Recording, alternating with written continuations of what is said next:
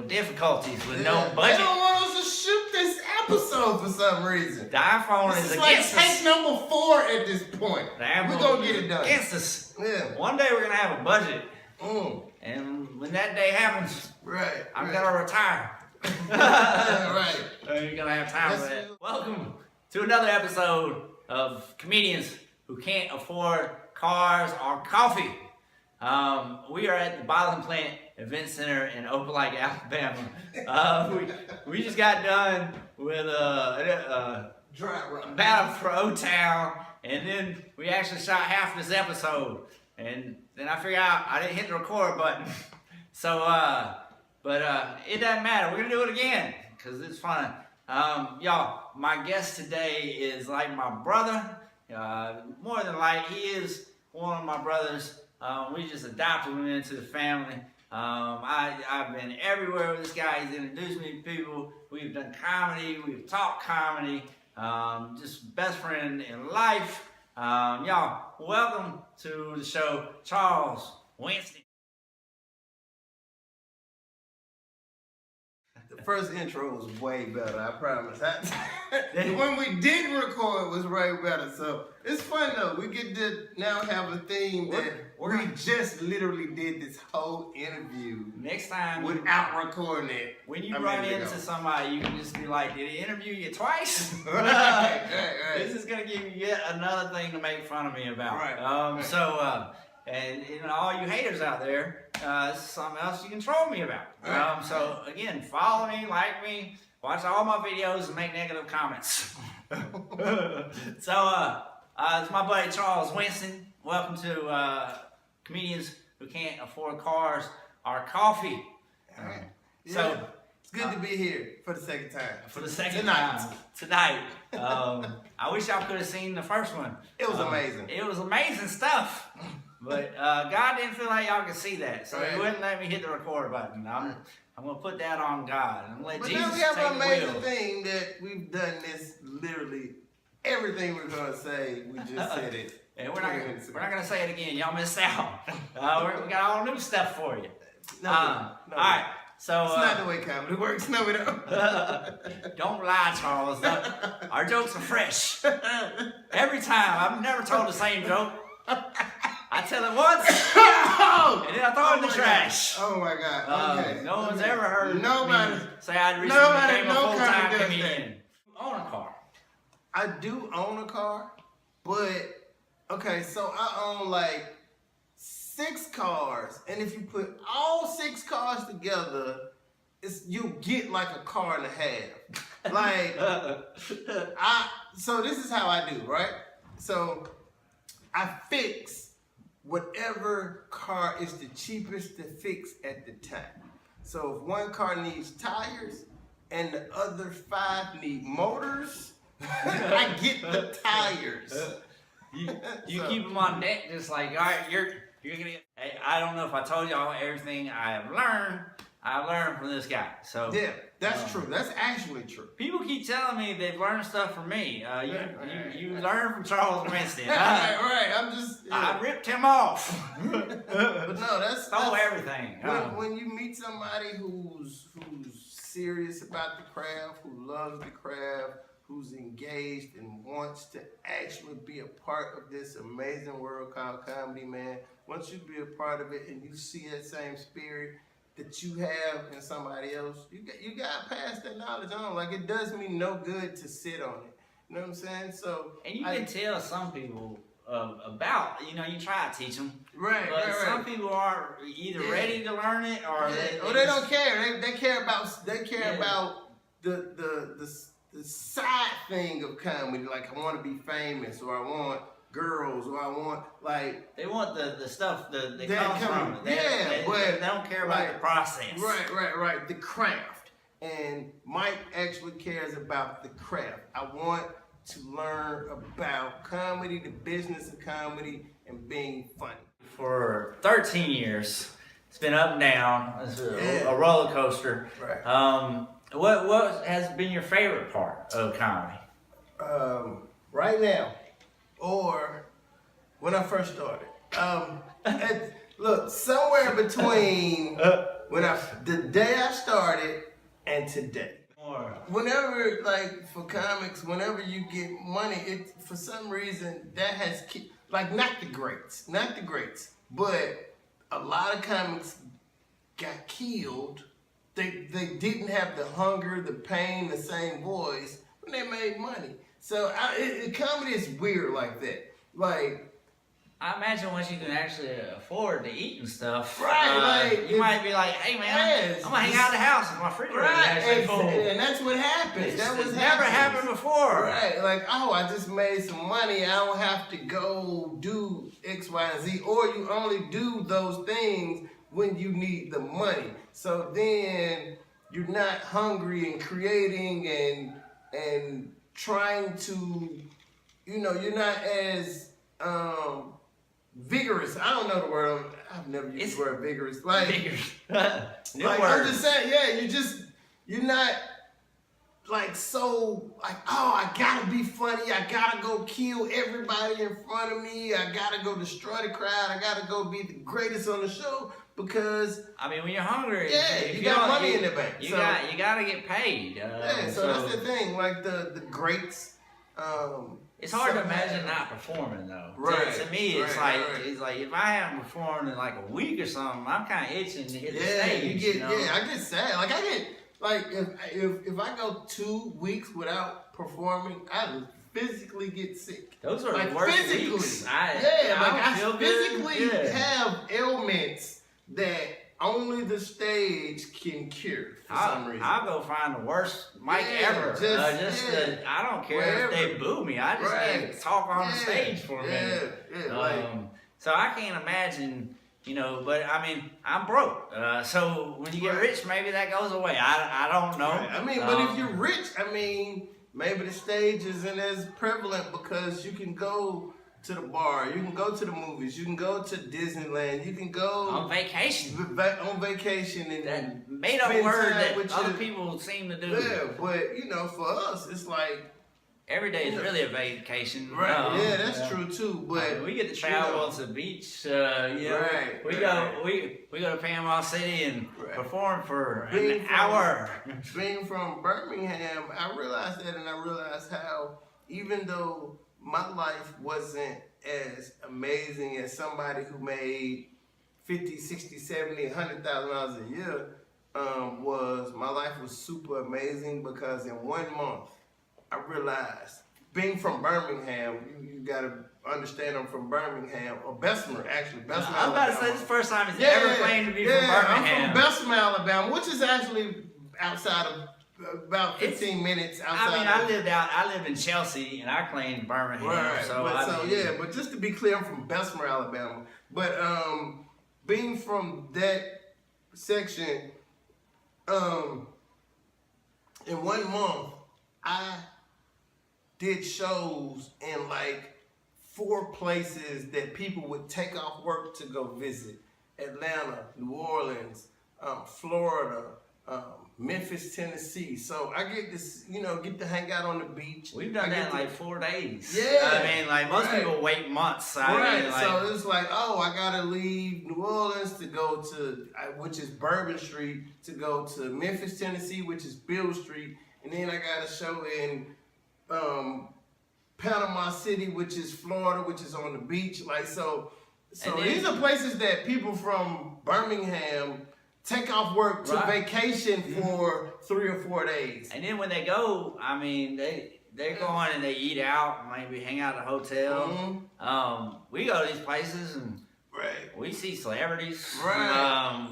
People usually feed us. Drinks are free. Drinks. Everybody treats you like hotel is taken care of most of the time. You meet friends. Sometimes it's like, so I took that moment, like when those things happen, I take that moment and be like, all right, I'll make $60,000 a year, but this freedom that I have is, like, I got friends that make 60, 70, 80,000, 100,000. I got friends that make $100,000 a year. And what they say to me is, bro, I wish I had your life. You know what I mean? I was like, I wish I had your $100,000 life, but people tell me I'm a role model and Right. stuff, and all kinds of stuff. And I don't get it. You know, because you know that's like why me and Charles like to hang out, because like people know Charles and people know me, but Right. Charles ain't shit. Yeah. So Well, who taught you that, Mike? Charles. Yeah. Who's like like that's what I'm saying. Like I told Mike, like I remember it was something show. We ain't gonna call no names, but it was like Oh yeah, I think I was impressed with somebody. yeah, it was a show. It was You like, were like, oh my who? god, like yeah, I'm so excited to meet this person, and I was like, bro, like the longer you do this, like certain people become peers, and you realize, hey, it's another level, and then kind of like a bunch of people are on the same level you're on, so we're all the same. So it's like, yeah, you know that person, you'll exchange numbers with that person, you'll talk, we'll go hang out at the bar after the show, and you realize like, oh, he's just a regular dude, just like me. He doing the same thing I'm doing. So and you talk to comics that they think and worry about the same stuff Right. that we think about. Right, I mean, right. you remember we were talking to John Caparella at the time? Mhm. He was Yeah, like, yeah. man, I just need more jokes. Right, he said, right. He said he felt Shout like out he to didn't have John enough. Caparella, very funny dude. He was a great guy, very funny. You know what I'm saying? And had a great time meeting him. We met him together, and he was a really nice dude. All the big ones are always nice, Yeah, and yeah. you know they. What I find interesting is they're a lot like the ones they're trying to make. Right, You know? like it's the same. Yeah, you. The longer you do it, the more you realize like you'll meet a lot of people that's just worried about the same stuff you're worried about, dealing with the same stuff you're dealing with, and you have way more in common. Like, you know, he's booked more than you, making more money than you, but you're still dealing with a lot of the same stuff. Yeah, I mean, he's been around and maybe had a different possibility, opportunity. Right. But And you then know, he ain't shit. Like Yeah. like Mike said, and that's not a bad thing. That's an amazing, great thing. Like, oh, at the end of the day, we can share, we can vibe, we can talk, we can bounce ideas off each other the same way me and Mike do, the same way we've done with a lot of big name comedians. So, you know, some people look at them as superstars or big stars or whatever category you want to put them in. And me and Mike then sat at a diner with them same guys, ate sandwiches, drunk some coffee or whatever, water, Made whatever, jokes, you know. and wrote written Yeah. jokes and had a great time and talked and stayed in the same hotel with them. And, you know, just, it was like, fun. yeah. I And mean- when we see him again, it's like, Yeah, it's what's like- up, bro? Like, oh Yeah. man, you still do it. Like, it's good to see you again. Like, comedy, as many comics as it is, it's a really small fraternity of people. isn't it like a small world when you become a comic? Because like I met Spunky Robinson. Right. We met him, you might know him before, but I met him in Atlanta. Yeah, I knew him Spunky. That's my brother. We've been. And then on we each other went years. to Memphis like a couple weeks later, and he was in Right. Memphis. And Right, then I right. seen him in Birmingham. Right. And so And then- and that's the he's thing. from Miami. Right, and that's I've the never thing, been to if you- Miami, but I know the dude. You know? Yeah, and if you see somebody once, you're gonna see him Again and again and again Yeah, and it just again. Like happens. it's just the Sometimes way it the is. very next day. You don't even Yeah, know. right. Really, Yeah. like that has It's happened happened to me where several times. I've done an audition in Atlanta, and then 2 days later I had an audition or a comedy competition or whatever in Memphis, and a cat that I met in Atlanta for the first time. 2 days later I see him in Memphis. It's like, oh, what's up, bro? Like, I see, like, you know, like, oh, I wish I would have known that we were coming the same way. We could have just rode together, and it's like, all right, let's just change numbers. And that's just how you become friends. I think that's how we and you got together, Yeah. actually, because we were both in Mississippi. In Mississippi. Yeah, it was like, we could have just rode We together. were Carly Youngblood. Yeah. And I was like, you came from Birmingham, I came, why didn't we ride together? So we've been That's exactly how we became friends. Like, we probably Yes. knew of each other. I seen you at an open mic. Yeah, but because I was wondering, the open mic performance was way different. They were like, young college kids, and it was for them. I didn't know what he was gonna do for these old people. I was quite impressed. Right. Yeah, that was the first time you had actually seen me like do a show. Yeah. So you had seen me work material and try out stuff and play around and so that was it. Yeah, and that was our bond. Like he was like, "Yo, I didn't know that you was." And comedy is really competitive. I'm just being honest. Yeah, it's really competitive. So you didn't know that say that they don't like competition in comedy. Right, it's like you're always competing. I don't get it. Even consciously or subconsciously, like I'm gonna be honest. I was trying to kill Mike that night. I always try to beat him too. Yeah, I've done it like twice. Right, and it was like no competition, but I was like, all right, who I'm working with? All right. Charles don't ever point it out, but if I win, I tell him. I'm like, tonight I killed it, and you did so. 2 times it's happened. 2 times in life. You know when it happens, I gotta take it and grab it. We're like, yeah, man, but no, that's my brother, so I'm always happy to. And I'll say that it's not a competition thing that. I want to see any comic do bad I can do good. No. I want to see you kill it. Yeah, exactly. And I just want to do better so you can than do better. Your absent. Like I want you to get a standing ovation. And then I want to come behind you and like somebody die from laughing. Like I just want to do better. Exactly. Like, I want you to do your best, and I want to do better than your best. Those are the best shows, actually, when the very first comic. Sometimes the very first comic's not always the strongest, but when the first comic comes out and slays it, and the second comic everybody else comes out and does the exact same thing. Because you have to raise the bar. Yeah, and even if you're not the funniest that night, people walk out and say, that was the best show I've ever been to. Yeah. And you were a part of that. So you're like, all right, I still get the compliment. Right. Even though, I may have came in out of 3, I may have came in 2nd or 3rd or wherever I landed, 1st, 2nd, or 3rd, it was a great show. And people were more than satisfied from the show they saw. Mm-hmm. You know what I'm saying? And then you say, oh, wow, me and these 2 guys can do this again. I understand what they do. They understand what I do now. So it's only going to get better. Right. So, you know what I'm saying? Like, at the end of the day, you just want to be a part of an amazing, dynamic show that everybody kills it above and beyond.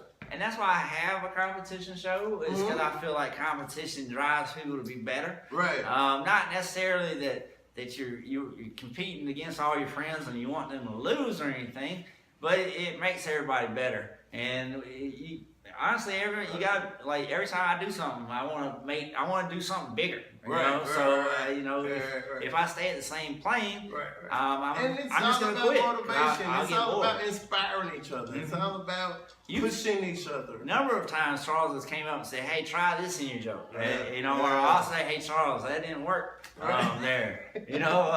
So. And I usually don't try to tweak his jokes, but I just say, "Hey, that crowd didn't like it." I'm sorry, but this is when it's coming from family though. It's welcome. You know what I'm saying? So, when you understand another comic's voice, I understand Mike's voice, and I understand his growth, because I've been there really early on, so I get it. They're like, all right, Mike, this is like I wouldn't get him what we call tags, and a tag is something like a. I still don't do tags, I don't think. Really? I don't think I've ever got a good transition.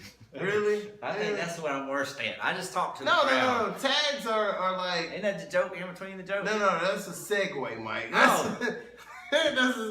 Edit that. I was sleeping through that part of the universe. Edit this part of it. That's a segue. When you transition from one joke to another joke. They're learning. We don't need to edit that. They all just learn 2 words. Tags and segues. Yeah, so a tag is like you do a joke, and then I come to you and be like, hey, that was a funny joke, but add this to it, or try it this way, or... what if you cut this out and put that there, or switch this, take that and put it here, take that. Like those are tags, right? Okay. The things that may improve the joke. Yeah. So I know you do that because we talked about about it. So Yeah. so yeah, those are Y'all things. learning watching Yeah, tonight. yeah. Y'all want to So- learn how to do a joke. You just do that complicated math problem he just did. Now, some comics don't like tags, but work because he knows me. For the video, Mike. Oh. No, for the video, we're just making it sound. My bad. I told the truth. But no. Really though, like our relationship has been beneficial to my comedy career. Y'all have a good night. It's after hours at the Bottom Planet Event Center. You wave good night to people. Yeah. But no, my relationship just. I'm gonna tell you what, and I probably never told you this, and I'll tell you now. Your energy is what's been beneficial to me. Okay. A lot of times, I've been called to do things Right. that I don't want to do, and I don't have the energy to do. Right. But I'll call Mike, I don't really sleep. and his excitement. Like, hey, yeah, I got a show in wherever. I'm like, wherever. Yeah. And I'm like, bro, like, Let's go. if you want to go, we can go. I can make sure I'll introduce you to the promoter and the comics that's there and you know, but he doesn't know. I really don't want to do it. Like, it's a situation that I'm like, oh, We've God. all been there. For whatever reason, you know, if it's, you know, I don't feel good about the money situation or the distance or the track or whatever it is, I'll call Mike and I know, I'll be like, bro, I know it's more beneficial to you than it may be to me. But what he doesn't know is his excitement for it makes me want to go. Right. You know what I mean? Like that, and I've never told you that. Your energy is what I was like, I swear to God, I don't want to go. But if I get Mike excited about it, he'll then in turn get me excited about it. Like Charles would call me up at work. Like, there's a show 2 days from now. I'll be like, Right. hang on, I gotta get off. Right. So I've always I want to thank you publicly for thank your you. energy, man, and your excitement. I and your appreciate just the love. offers to go places. Yeah, so, your love for this comedy thing, man. Like, you know, sometimes it's been situations that I be like, Mike, yeah, this dude called me about coming to wherever, and it's a 5-hour drive, and it's no money, so we just gonna have to split the gas. But it's an opportunity, possibly. And I'd be like, I don't want to go. But Mike would be like, I bet. I'll be there to pick you up this time, whatever. Like, he'll be like, let's go. And I'd be like, all right. Mike is excited. So now I'm like, all right. I know I got to go bring it because Mike's going to bring it. You know what I mean? So We've got so many jobs for driving 5 hours for no pay. But you do good. And they bring you back. And this time they pay you something. Yeah.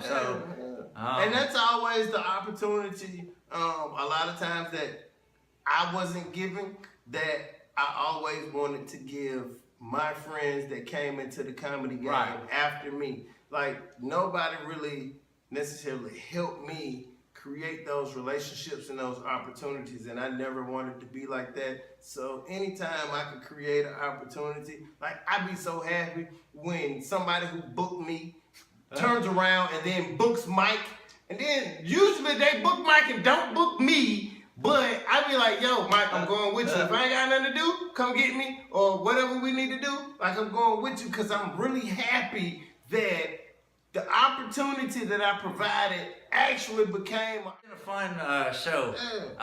It's getting. Keep it going. We're gonna keep it going. Yeah, I'm having a great time. Keep it going. I want to really make it hard for him to edit all this shit. This is gonna be tough. Cause if not, we're just gonna watch an hour. Right. Me and Charles going back and forth talking. Right. And then the first one was actually way better. But Charles, tell them where they can find you and follow you. Facebook, Instagram, YouTube. Charles Michael Winston, Comedian Charles Winston, Comedian Charles Winston on Facebook and Instagram, and Charles Winston on Instagram. Charles Winston a comedian Charles Winston on YouTube. And did the Facebook police come after you for comedian Charles Winston? They tried to get they did. They tried to get me to change it. They I made me change ignored my them. name. I ignored them. They made me change my name. I made a Facebook video So- about the Facebook police, and I still got comedian, so I think I won. Okay, so I already had a fan page, which was Comedian Charles Winston, and then my regular page was Comedian Charles Winston. So I changed it. It wasn't no big deal. Like, so one page is Charles Winston, and then the fan page is Comedian Charles Winston. I took it like a normal comment and refused. Right. We're not good at following rules. At all. Not at all. Unless you paying us. And then we're still gonna break And the then line. we still toe the line. We still trying to find the gray area. You better not short us. Yeah. We're not gonna tell that story. Trying to think any other questions. My brain is going blank. Yeah, We've we had had such way a more good questions conversation. the first time. I know, but we've just been chatting. Well, this has been a fun video. I've had fun, man. Y'all can catch Charles at Stardom.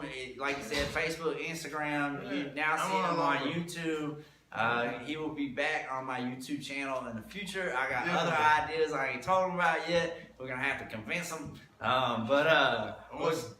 We're gonna actually, I got some ideas where we're gonna create our own, like just me and you create our own YouTube channel, and it's gonna be Charles got a show coming out here soon. the So black dude watching the white dude twerk for no reason. So I'm kidding, Mike.